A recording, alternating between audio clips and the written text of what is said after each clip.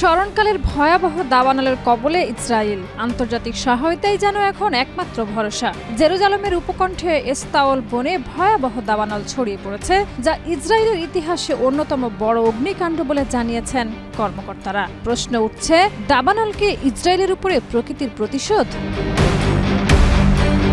এটি এক সপ্তাহের মধ্যে দ্বিতীয় বড় দাবানল। আগুন এতটাই দ্রুত ছড়িয়ে পড়ছে যে আশেপাশের পাহাড় ও রাস্তাগুলো ঘন ধোঁয়ায় ঢেকে গেছে। পরিস্থিতি এতটাই ভয়াবহ যে মানুষ প্রাণ ভয়ে গাড়ি ফেলে দ্রুত এলাকা ছেড়ে চলে যাচ্ছে।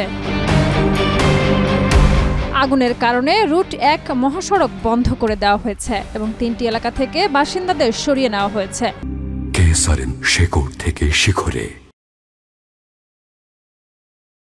ফায়ার সার্ভিসের 120টি দল ও সেনাবাহিনী আগুন নিয়ন্ত্রণে কাজ করছে। ইতিমধ্যেই 13 জন আহত হয়েছেন। Israel, Italy, Croatia, Greece, Cyprus ও বুলগেরিয়ার কাছে সহায়তা চেয়েছে। ফিলিস্তিনি কর্তৃপক্ষও সাহায্যের প্রস্তাব দিয়েছে, তবে এখনও ইসরায়েল সে প্রস্তাবে সাড়া দেয়নি।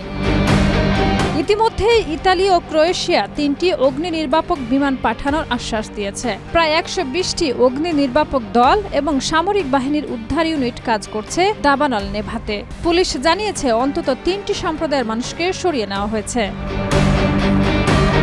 এদিকে টাইমস অফ ইসরায়েল জানিয়েছে, আগুন নিয়ন্ত্রণে ফিলিস্তিনি কর্তৃপক্ষ তাদের অগ্নি নির্বাপক বাহিনী পাঠাতে প্রস্তাব দিয়েছে। যদিও ইসরায়েল এখনও এই প্রস্তাবে আনুষ্ঠানিকভাবে সাড়া দেয়নি। অতীতেও বড় অগ্নিকাণ্ডে ফিলিস্তিন ফায়ার সার্ভিস সহায়তা করেছিল।